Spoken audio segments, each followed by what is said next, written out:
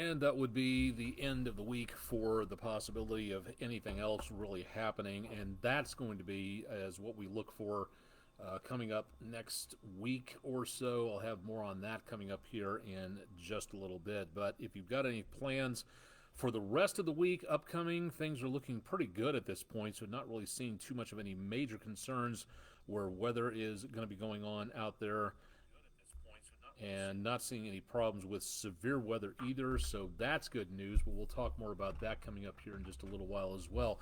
Our Paniagua Auto Mall weather question of the day, and going back into weather history for this one, I remember this from my Meteorology 105 classes back at KU.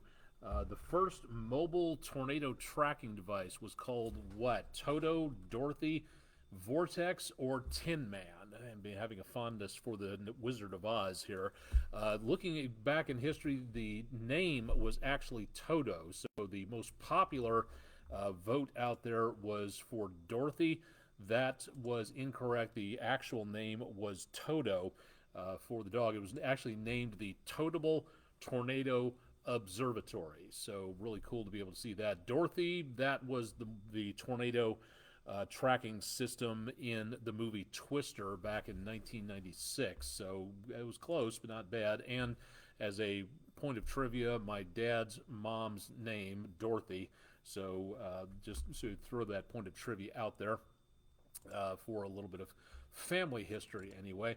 I'm Chief Meteorologist Austen Onek. We are live on Twitch and Facebook, bringing you weather overtime for Friday night. It is a few minutes before 10 o'clock Eastern time, and it is kind of soupy out there for tonight. We've gotten rid of the rainfall. We're just not seeing much of anything else here. We've got some scattered showers well back over toward the Carolinas and the East Coast, but here in the News 12 viewing area, we've pretty much gotten rid of all of the rainfall for now. The moisture left over from that's where we're having the problems for tonight. Visibility down around CHI Memorial Stadium, the 7524 junction in south central Chattanooga on the Tomahawk crane and rigging camera. And as you can also see very easily, a lot of that moisture hanging around the lights, a lot of wet roadways, and a lot of spray being kicked up by the vehicles out there with just enough rainfall from earlier tonight. The view is not any better looking toward downtown Chattanooga. We're focused on Finley Stadium, where the Tennessee State High School football championships are going on. If you're in town for the championships, welcome to Chattanooga and enjoy the rest of the Tennessee River Valley area as we go into tomorrow. My daughter's alma mater, Houston High School, will be playing here tomorrow night.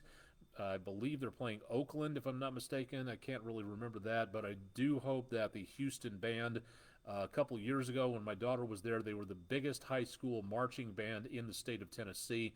Hopefully they're coming along for everything and welcoming them to Chattanooga as well as everybody else. But for tonight, we've got a decent amount of fog and drizzle out there for this evening. That's our Bailey's Heating and Air camera. The view from areas around Island Cove, we're pointing it toward Tennessee 58 and Hunter Road intersection on the east side of Island Cove. We're aiming it here because if we point it anywhere else, spinning the compass around the area, we can't see anything. The fog is that thick. So we're getting, again, some good looks at the fog in the lights and also in the street lights and the traffic lights and the passing cars, showing a lot of that going on there, and a good indication about how poor the visibility has gotten in just a few hours.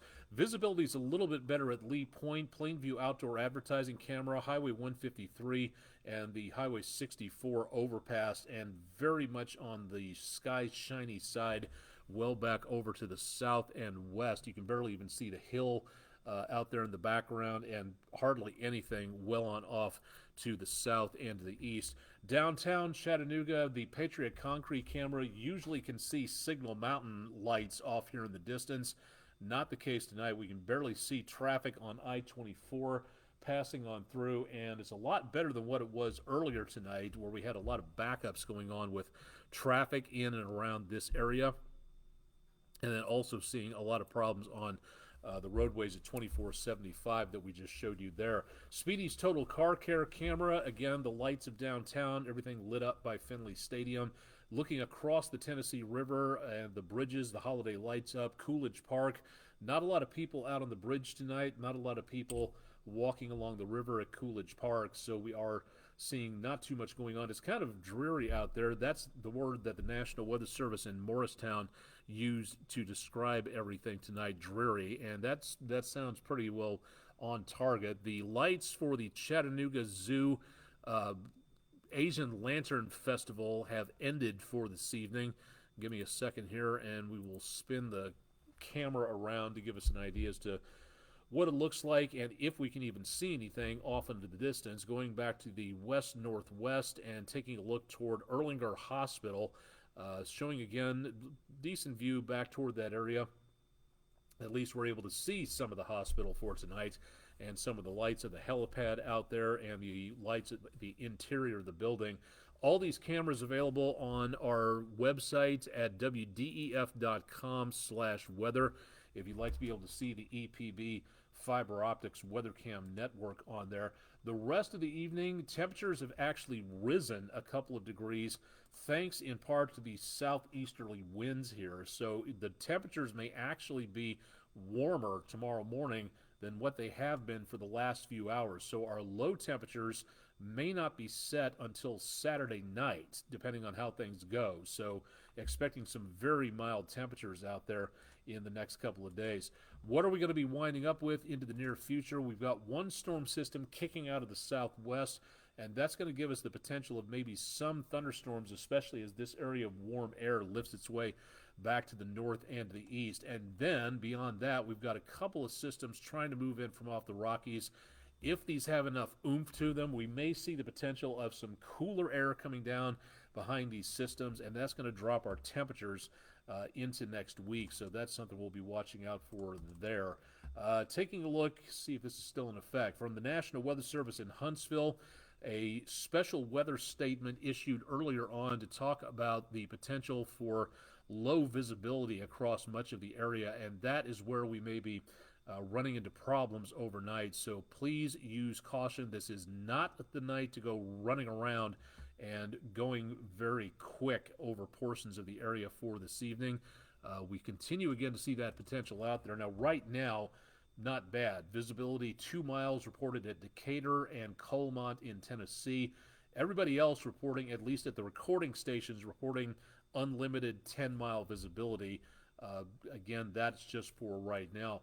Going into overnight as we head toward tomorrow morning, especially right about sunrise, a little bit before sunrise, we could be looking at visibilities half-mile or less. Now, we have not seen anything from the National Weather Service regarding a dense fog advisory. I would be surprised if at least one of the 4 National Weather Services that cover our area did not issue anything coming up a little bit later on. Jeff Peterson from Dunlap, about 50 feet visibility at best. I believe it because it's about the same where I live north of the river here in Chattanooga. So rather pea soupish out there in some locations. And to all the drivers out there, again, please use caution. Jeff Peterson reminds you of the Everglades. Never been there before, don't know about the fog down that direction, but Fort Smith, Arkansas, that was something else. And every once in a while, Memphis and Topeka, where I used to live, would have some pretty good fogs out there. So didn't know that resembled the Everglades, but that's very cool to be able to take a look at there. All right, running the numbers into the next day or so. Again, temperatures tonight will be not all that low, mid to upper 50s. We'll be looking for the potential of more showers and thunderstorms developing back to our south and west and then moving through the area. This forecast has really stretched out the chances of rainfall, so it's going to be less in the way of anything forming around sunrise. Looks like it's going to be a pre-sunrise activity with showers and thunderstorms, and then that activity lingering through Saturday afternoon. So we could see the potential of some stronger weather out there. The Storm Prediction Center, as far as I can see, is not showing anything in the way of severe weather threats, so some good news on that. But we will see that potential for some rumbles of thunder mixed in with the forecast as we go into Saturday. There's a possibility that by early Sunday morning we could see another round of thunderstorms out there. So heading off to church or Sunday school on the first Sunday of Advent, it looks like it's going to be very mild, low temperatures in the lower 60s, and then back into the mid 60s for high temperatures during the afternoon as the rainfall chances leave the area and head on out of the picture. Monday morning, the clouds will still be with us, but hopefully breaking up enough for some sunshine out across the area. And then as we get into the early part of Monday afternoon, it looks like we'll still have some clouds, but it looks like the sun will be trying to pop out at least a little bit. Now, again, with a dry atmosphere, some of these computer models latch on to anything in the way of a dry atmosphere, and the moment they see a peak of some moisture, they start throwing these raindrops in here.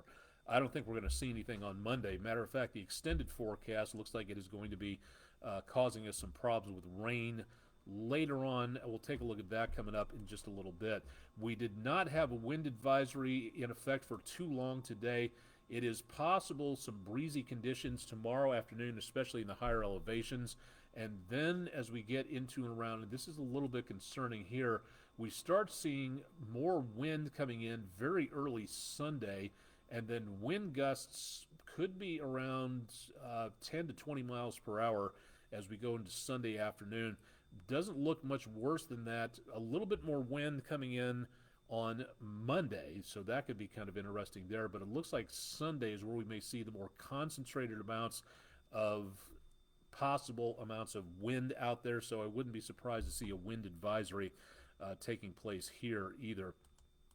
Let me do the 7-day forecast here real quick so we can see what's going on and just run the numbers on this.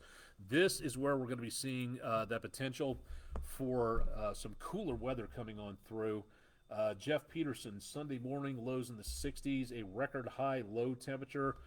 It's possible, not familiar with what the numbers are for Sunday morning, but it is possible we could see some temperatures around that area. So I'll take a look at that and post some more later on this weekend, but good question on that. The next time we see any frost possibilities is going to be toward about Thursday morning. That is where we see the really chilly numbers come through. Notice the numbers fall off a little bit Monday into Tuesday, tank as we go into Wednesday, just below normal, back in the lower 50s there, and then we head back up again to some very mild temperatures. If Emily Casulo is watching this, briefly chilly, not that much of a major problem, but get set for some more cool weather coming on through. The chances of rain, again, fog, drizzle, maybe some thunderstorms by early Saturday morning, and then some chances of rain lingering Sunday, maybe a rumble of thunder there, and then that's it for the chances of rainfall. The next best chance of rain is going to be coming up well on the other side of this forecast. That is going to be where it gets interesting because, and let me show you this on the extended forecast. For right now, the potential of us getting a whole bunch of rainfall doesn't look likely. Some just about to right over normal, according to the Climate Prediction Center's 6 to 10 day extended outlook. That's not bad, but there are some interesting signs coming up in the next couple of days. Going from the weekend, Sunday, those chances of rain early, and then lingering and getting out of here by early Monday. That little blob up there, I don't see too much of anything else happening, but going to let this go into motion. Watch the area on the left-hand side of this map as we go into the semi-near future. Not much of anything going on throughout the rest of the week, but then it gets really interesting as we go toward next weekend. Now, again, we're down here around the Tennessee River Valley area. Looking back to the west, this looks to be a decently intense storm system if this plays out correctly. You can see the isobars forming that area of low pressure, tapping into the Gulf of Mexico moisture, so a lot of rainfall from the Delta all the way back up into about the Missouri River Valley, then some colder air coming on down. I'm thinking that this could be a boon for the ski lifts and the resorts out into Colorado and the Rockies, but it looks like a lot of that cold air is possibly going to wrap back around again Now, this goes out again about another 10 days, give or take. Beyond that, again, the forecast gets more wibbly wobbly. So it's interesting to take a look at this because this will be knocking on our doorstep at the end of next, not this weekend, but next weekend.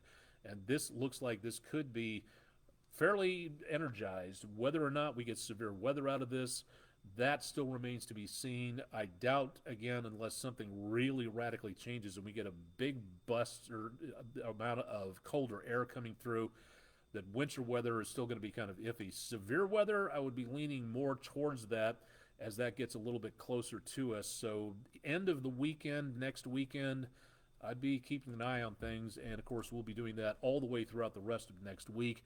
So keep it tuned for more on that with us.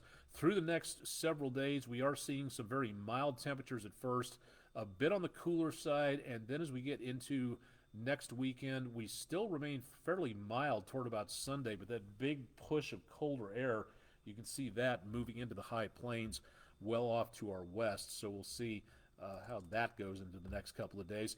The burst of energy off the sun arrived today.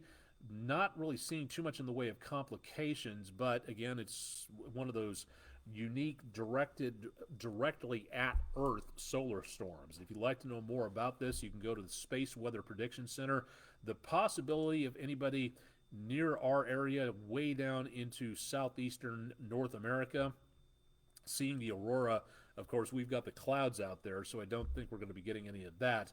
But the aurora, best possibility of seeing it, looks like it's going to be way up north of I-80 toward Canada and the northwestern United States into later on tonight. So we don't see much of a chance here. But in case you want to see what other people are seeing, there are other websites out there that have a ton of information and great pictures like this one taken from Michigan, which you can see at spaceweather.com if you'd like to take a look at that.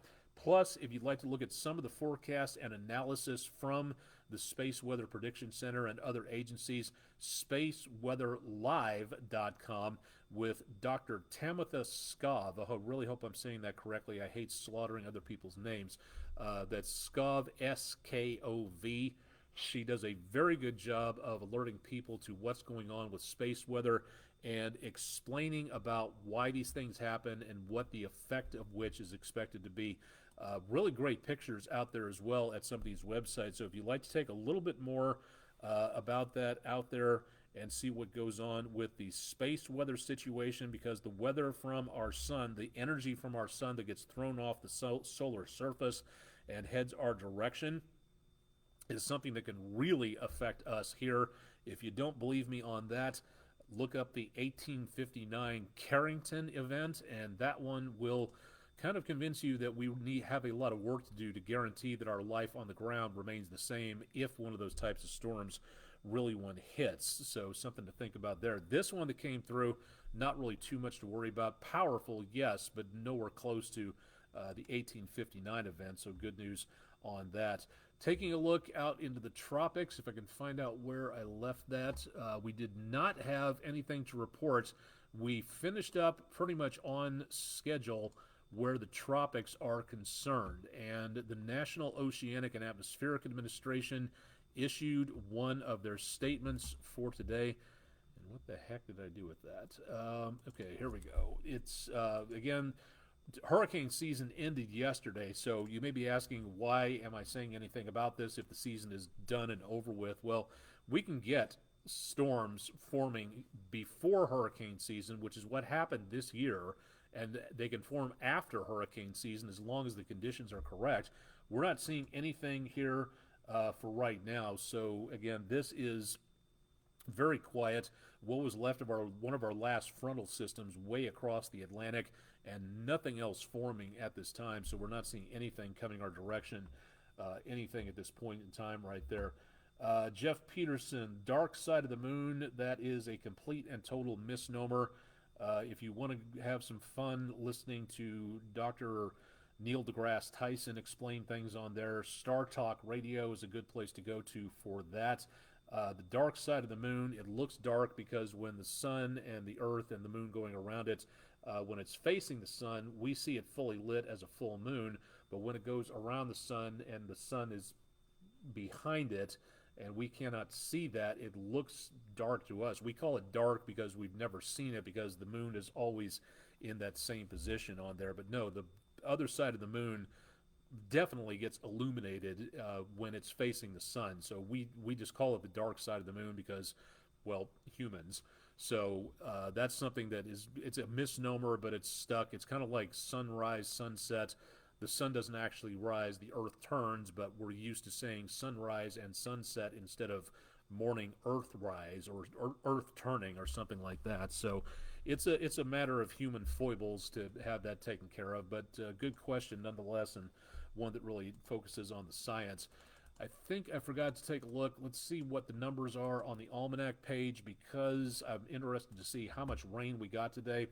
Wasn't much, but we did manage to pick up 1/3 of an inch, so that brings us up to a surplus for the month of December. But whether or not we actually got enough for Thursday itself to finish up the month, I think we finished up on a deficit for both the month.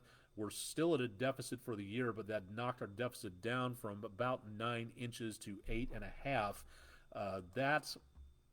This is where it gets really interesting, because we've got 30 days left in the year, and for us to make this up, we would have to get just over 2 and I believe 1/4 inches, give or take, to wind up with anything involving a surplus per week. That's a lot of rainfall, and I don't see anything like that happening, so it's a very good possibility that 2023 is going to go down as a very dry year.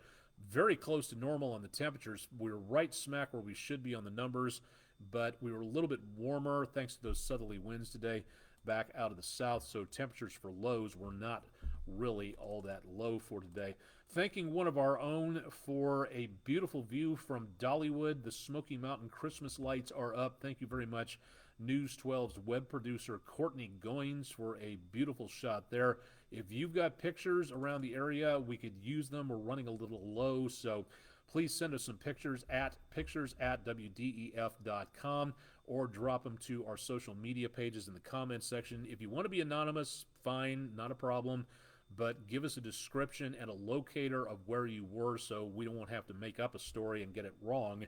So just give us an idea as to where you were and what you were doing and what you were seeing, things like that. And if you want to be anonymous, that's totally cool. We can make up a name and just say a Nonny Mouse if you want to have that there. Tomorrow, not the best day to be out. Fog, showers, not windy tomorrow, but picking up more winds into the rest of the weekend. And could be some thunderstorms out there, and out on a metal boat holding a metal rod with metal stuff all around you on water surface is not really a good place to be when there's a storm coming on through. Ditto that for anything out on the golf course. It is going to be a bit on the drizzly side tomorrow. It will be nice temperature-wise, but tomorrow you got showers and maybe some thunderstorms going on, so maybe a nice golf video game, or just rewatch Caddyshack once again. One of my friends from KU, Jim Young, golf pro back in Edmond, Oklahoma, could quote that movie backwards and forwards. Of course, he was on the golf team, so that was one of his favorite things out there. So hope everything's well in Oklahoma, Mr. Young, if you tune into this at some point in time. Weather where the troops are. Let's take a look and see what's going on around the rest of the world. Looking at Camp Bondsteel in the former Yugoslavia at the NATO base, 39 degrees, 4 o'clock in the morning in the Adriatic time zone. Calm winds, a little bit on the foggy side, so not much going on there where it comes to major amounts of problems with temperatures or otherwise. Into the Persian Gulf, naval support activity, Bahrain, 68 at sunrise, west to northwest winds at 13 miles an hour, keeping the temperatures quite mild, not bad for the Persian Gulf area for now. Little bit on the cooler side as we head way on up to our north and west, well into the Arctic Circle. Thule Air Base at Patuxent Airport, very mild considering, 33 degrees, cloudy, southeast winds at 6, so a bit of a wind chill. This place can get snow and below normal temperatures and wind chills. This is not exactly your sunny destination by any stretch of the imagination. So a nice place to check out, I guess, every once in a while.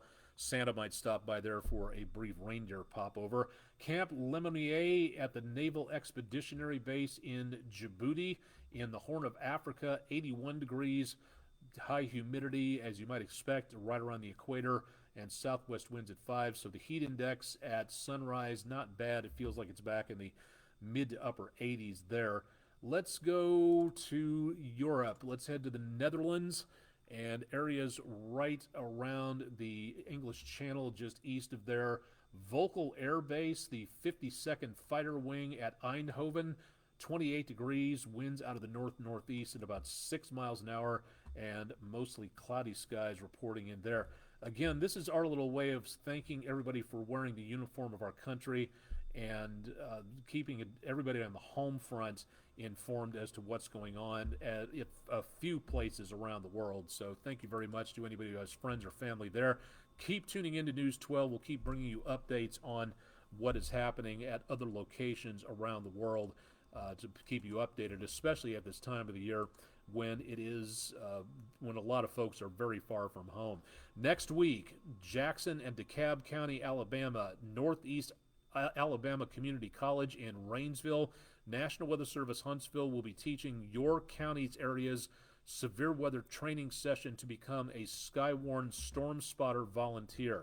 That's a Tuesday, December 5th at 6 p.m., 138 Alabama Highway 35. Register to attend. It's totally free. Your tax dollars, my tax dollars pay for all this.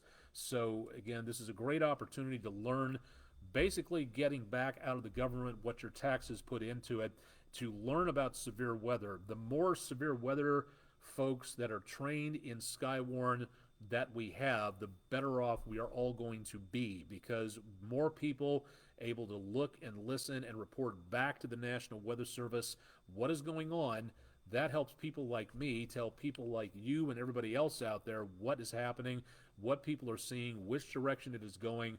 That can help everybody. So if you'd like to be a Skywarn spotter and you live in this area, this will be the place to go to on Tuesday, December 5th, and that is coming up again next week. So if you're in Jackson and DeKalb County, Alabama, please consider taking this course from the National Weather Service in Huntsville. Later on that week, that was Tuesday, now Thursday, from the National Weather Service in Morristown. McMinn County Courthouse in Athens, Tennessee, Thursday, December 7th, 2023, 6 p.m. Eastern. Again, this is totally free.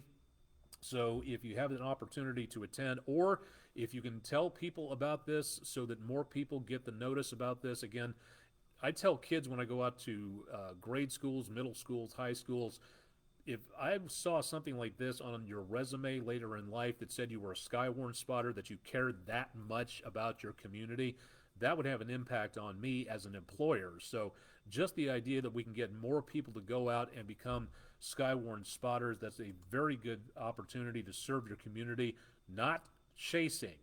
You want to take a chase course, you want to be a storm chaser, great, do so, but start here first. And do not become what meteorology professor emeritus Charles A. Doswell dubbed storm chasing yahoos. That's not the way you want to be. That's really not the best example to set forth to the rest of the community, so please remember that. What about Chattanooga and Hamilton County? Your meeting is coming up next year, Friday, February 29th, 2024 at 6 p.m. at Hamilton County, in Hamilton County, Chattanooga, CHI Memorial Hospital on DeSales Avenue. Again, totally free, but please register. Why do you have to register? Because if there are more people attending, then if you have a room for 60 people and 180 show up, it would be nice to be able to get a room for everybody. So if you register to attend, that gives the National Weather Service personnel time to schedule a bigger room or to schedule another meeting because it's so popular. But they don't know you're coming until you show up or until you register. So please register for free. It's a great way to learn about severe weather. But again, this will be next year, Friday, February 9th, 6 p.m. Eastern at CHI Memorial Hospital for, again, the Chattanooga and Hamilton County residents. Now, if you can't attend one of these meetings because you don't have your own county being selected or offered as a location, again, you can show up. They're not going to check your license at the door, but they are going to, need to have a seat for you. So that's why you need to register. So if you are in Sequatchie County or, again, over toward Cherokee County into North Carolina, if you want to attend another meeting somewhere else, great. Just make sure that you go ahead and register first on that. Or if you can't do that, from the University Council on Atmospheric Research, finding out more about Skywarn, they have an online course you can take regarding the basics of Skywarn and the role of the Skywarn spotter. It's totally free. You do have to register for it, but it's a good way to register to take the course online. All you have to do is go to the Comet MetEd site, and that's at www.meted.ucar.edu. And of course, if you want to see any of these websites, we talk about these all the time, and we post them as often as we possibly can so that you know more about them. Again, you can take this course at your leisure. They recommend that when you do take it, after you take it and you pass with a certificate, sign up for an in-person Skywarn meeting like we just showed you, and then you'll be on the rolls of the National Weather Service in whatever location you are, so that if there's something going on and they say they need to talk to Mike Smith in Red Bank, or if they need to talk to Jane Jones in Fort Oglethorpe, they can call you and say, are you seeing anything? What's going on? And you can help them. So that's why you need to register to help out on that. Bishop Bob Midget, welcome to the show. Happy Friday and good evening and great weekend to you as well. Say hi to Mr. Josh for me. Expecting a rainy weekend in Columbus. Yeah, going to be getting some much-needed rainfall. Considering the fire situation that we had up until the last couple of days, very welcome to have this nice, decent, soaking amount of rainfall across much of the area. So definitely some good news on that for right now. Going to be needing a lot more. This is by no stretch of the imagination a drought buster. It would be nice if it was, but it's not. The good news, if you missed last night's weather overtime, just throw this in before we close things down for tonight. We did get some good news that last week's rainfall about 10 days ago did do us some good, in that we saw a drop. We were at the dark red exceptional drought situation across much of the Tennessee River Valley. We are now, instead of 5 out of 5, we're at a 4 out of 5 extreme drought situation. Limited good news there, but again, it is at least some reduction of the drought situation by maybe a little bit, but we'll take whatever we can get on that. So for right now, some good news where that is concerned. I think that should do it. We tackled the almanac. We got all that taken care of for right now. Severe weather situation, all updated on that. 7-day, we did the Paniagua Auto Mall weather poll. Okay, I think that's it. It's been a long enough week, so let's not make it any longer. And as of right now, we've been on here for just over 30 minutes. I didn't think we were going to go that long tonight, but that's okay. Nice to be on here talking about weather for the time being. I'll be watching things from home, and shouldn't be too much of a problem. Again, not expecting severe weather, no winter weather either, but it's something we're all going to have to watch. Meteorologist Todd Heislip will have your forecast starting at 11 o'clock Saturday and Sunday. Chip Chapman will be back bright and early on Monday morning at 5 a.m., so tune into him for more details about what's going on with the forecast, getting you off to work and school on Monday. And, of course, I'll be online all weekend long pretty much at WDEF.com/weather, which is also where we'll be posting this and where you may see our weather overtime replay situation there. That'll do it for tonight. We'll be on News 12 at 11 for Friday night, so tune in for more about news, weather, and sports. Again, if you're in town for the Tennessee State High School Championship games at the Finley Stadium area, welcome to Chattanooga. Hope you're enjoying the area, and hopefully have a safe weekend out there. Let's all be careful out there as we go through the weekend and the rain and the chances of fog and everything else.